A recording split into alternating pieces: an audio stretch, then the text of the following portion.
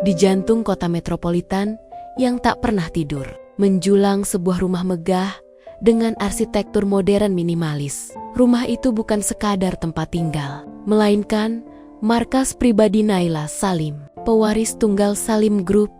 Naila, di usianya yang ke-28, adalah definisi dari kesuksesan dan kecantikan. Namun, di balik parasnya yang rupawan dan gaya hidupnya yang glamor, ia adalah seorang ratu es yang membekukan semua orang dengan sikapnya yang dingin dan perfeksionis. Baginya, hidup adalah serangkaian aturan yang tak boleh dilanggar. Disiplin adalah hukum, dan ia adalah hakimnya. 1 menit keterlambatan berarti kehilangan kepercayaan selamanya. Kalimat itu bukan hanya sekadar peringatan, melainkan mantra yang dipegang teguh oleh seluruh karyawannya. Pagi itu, alarm di ponsel Naila berdering tepat pukul 06. Ia sudah siap sejak pukul 06.45, mengenakan setelan blazer mahal. Rambutnya tertata rapi dan tas kerja kulitnya sudah berada di tangan. Pukul 07, ia berdiri di depan pintu utama. Biasanya, mobil hitam mengkilap miliknya sudah siap dengan sopir pribadinya, Arga, yang berdiri di samping pintu. Namun, pagi itu yang ada hanyalah keheningan. Waktu terus berjalan. Pukul 07.05, tak ada tanda-tanda. Pukul 07.10, masih tak ada. Alis Naila berkerut. Amarah mulai memanas di dadanya. Ia merasa harga dirinya dainyokinjak oleh ketidakdisiplinan yang ia benci. Baru setelah 10 menit berlalu, sebuah mobil hitam melaju dengan cepat dan berhenti mendadak di depan rumah. Arga, sopir pribadinya yang berusia 30 tahun, keluar dari mobil dengan tergesa-gesa. Wajahnya pucat dan keringat dingin membasahi pelipisnya. Tetapi ia berusaha tetap tenang dan sopan. "Selamat pagi, Bu Naila.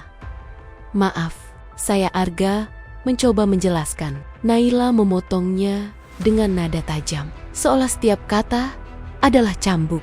"Kamu terlambat, Arga. Tidak ada alasan. Mulai hari ini, kau dipecat." Arga terdiam, menundukkan kepala. Matanya yang biasanya memancarkan keteduhan, kini terlihat lelah dan putus asa. Ia tidak membantah, tidak memohon, hanya menerima keputusan itu dengan pasrah. Naila, tanpa meliriknya lagi, melangkah masuk ke mobil cadangan yang sudah disiapkan oleh staf lain. Arga hanya bisa menatap mobil itu menjauh, membawa pergi pekerjaannya satu-satunya harapan yang ia miliki. Arga pulang ke rumahnya dengan langkah gontai. Perjalanan dari pusat kota yang gemerlap ke pinggiran kota yang sederhana terasa seperti perjalanan menyeberangi jurang tak berdasar, gang sempit yang hanya bisa dilalui sepeda motor, dan rumah kecil yang saling berdempetan menyambutnya.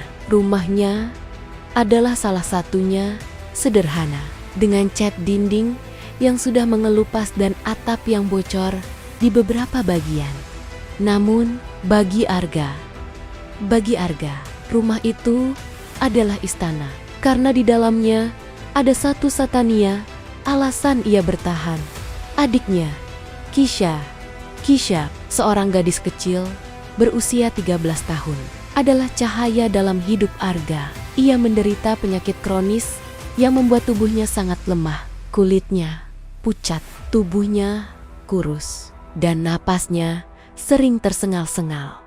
Namun, setiap kali Arga pulang, mata Kisha akan berbinar, seolah semua rasa sakitnya hilang begitu saja.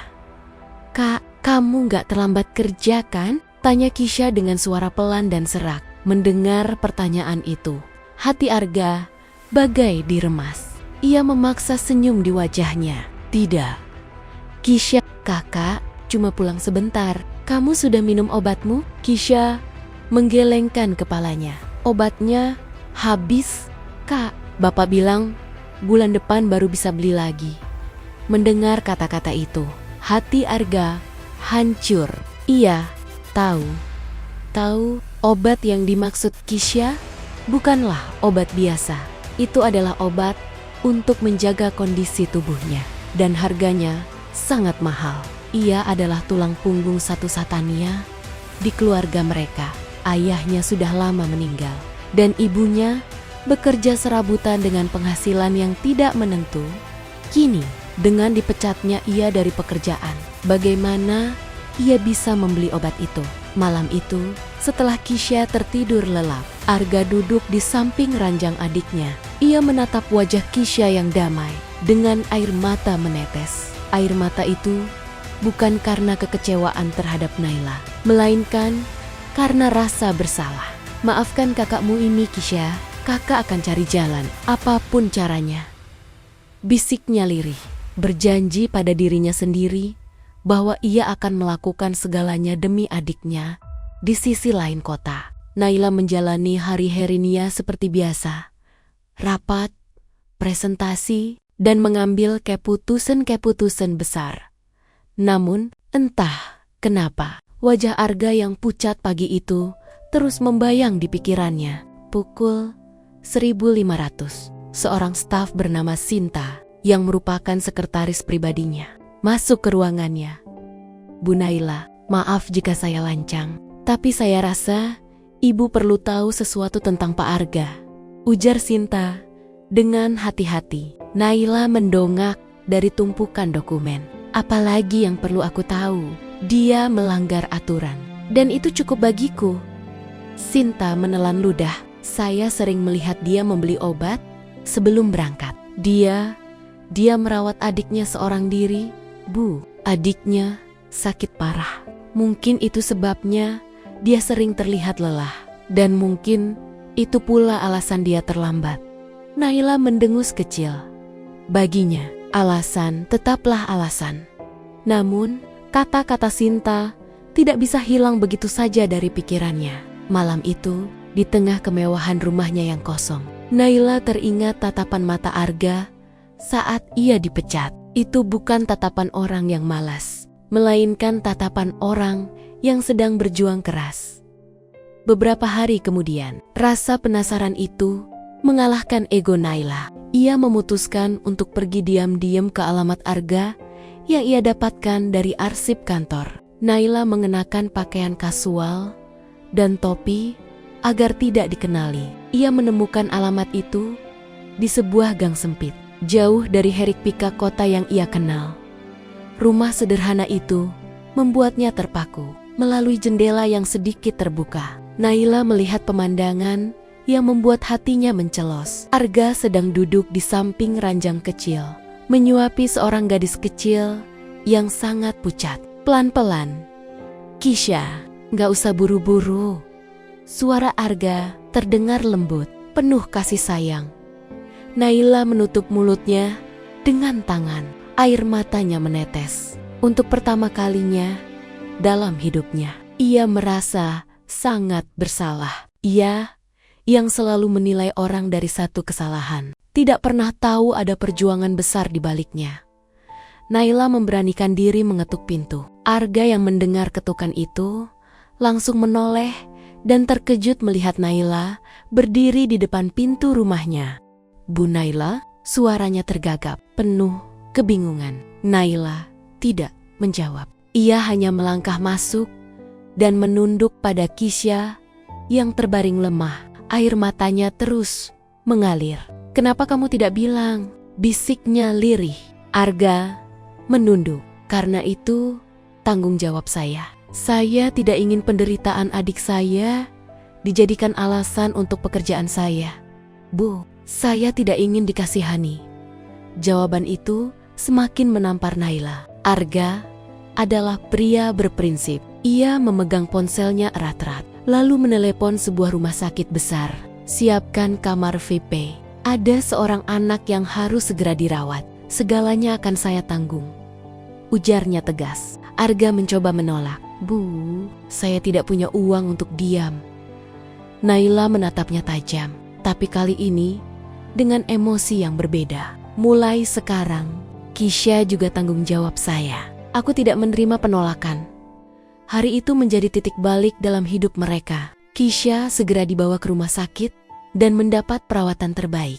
Arga, yang awalnya bingung dan merasa canggung, akhirnya pasrah dan bersyukur. Hatinya tak bisa memungkiri rasa terima kasih yang begitu besar. Naila pun mempekerjakan Arga kembali. Kamu tetap jadi supirku, Arga, bukan karena belas kasihan, tapi karena aku butuh seseorang yang bisa kupercaya. Sejak hari itu, hubungan mereka tak lagi sama.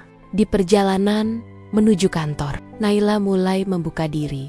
Ia yang biasanya hanya sibuk dengan ponsel atau dokumen, kini sering menatap keluar jendela sambil berbincang dengan Arga. Nggak pernah terpikir menyerah? Tanya Naila suatu sore, saat mobil mereka melaju perlahan di tengah kemacetan. Arga tersenyum tipis. Kalau saya menyerah, siapa yang akan menjaga Kisha? Dia satu-satunya keluarga yang saya punya. Hidup ini memang berat, Bu, tapi saat kita punya alasan untuk berjuang, semua rasa lelah itu rasanya tidak ada apa-apanya. Jawaban itu menusuk hati Naila. Ia mulai melihat sosok Arga bukan sekadar sopir, melainkan seorang pria tangguh yang mengorbankan segalanya demi orang yang ia cintai. Dari rasa kagum, tumbuh rasa hormat, dan dari hormat, perlahan muncul sesuatu yang lebih dalam. Arga pun merasakan hal yang sama. Di balik sikap dingin Naila, ia menemukan sisi rapuh seorang wanita yang sebetulnya haus akan cinta dan perhatian. Naila yang dulunya hanya peduli dengan kesempurnaan, kini menunjukkan sisi manusiawinya saat menjenguk Kisha. Ia akan tersenyum tulus ketika Kisha memanggilnya Kak Naila, dan akan cemas ketika melihat hasil tes medis Kisha. Mereka mulai berbagi maman-maman sederhana yang menghapus sekat antara bos dan karyawan. Makan siang bersama di kantin rumah sakit. Tertawa saat Kisha mulai bercanda lagi, hingga percakapan panjang di dalam mobil tentang mimpi, masa lalu, dan masa depan. Perasaan itu tumbuh secara perlahan, tanpa mereka sadari. Naila, yang dulunya anti cinta, kini menemukan kebahagiaan saat Arga berada di dekatnya. Arga yang awalnya hanya melihat Naila sebagai atasan yang menakutkan, kini melihatnya sebagai wanita yang berhati mulia. Bulan demi bulan berlalu. Kisha semakin sehat berkat pengobatan intensif yang ditanggung oleh Naila. Pipinya mulai berisi. Tawanya kembali terdengar nyaring di rumah sederhana yang kini lebih hidup. Kisha tidak hanya mendapat pengobatan, tetapi juga seorang kakak perempuan dan kakak ipar yang menyayanginya. Dan akhirnya, sebuah hari besar tiba. Di ballroom hotel mewah, pesta pernikahan digelar. Semua orang hadir, tak percaya melihat pemandangan di depan mata. Naila Salim, pewaris perusahaan besar, menikah dengan Arga, mantan sopir pribadinya, di pelaminan. Naila berdiri anggun dengan gaun putih berkilau. Tangannya menggenggam erat tangan Arga. Senyum tak pernah luntur dari bibirnya. Terima kasih, bisiknya dengan mata berkaca-kaca, karena sudah mengajarkanku arti cinta yang sesungguhnya. Terima kasih karena sudah menunjukkan padaku bahwa kesempurnaan itu bukan tentang hidup tanpa cacat, melainkan tentang menerima kekurangan dengan tulus. Arga menatapnya penuh cinta dan terima kasih karena sudah membuka hatimu untukku. Dan Kisha, kau bukan hanya menyelamatkan Kisha, tapi juga menyelamatkan hatiku di barisan depan. Kisha yang kini terlihat jauh lebih sehat dan ceria, tersenyum bahagia. Air matanya jatuh, bukan karena sakit, melainkan karena haru. Kini, ia tak lagi merasa sendirian. Ia tahu, ia punya dua orang yang sangat mencintainya. Malam itu, musik indah mengalun.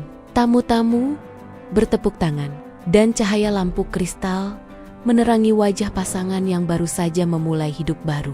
Kisah yang berawal dari kesombongan berakhir dengan cinta yang tulus dan mengikis semua perbedaan.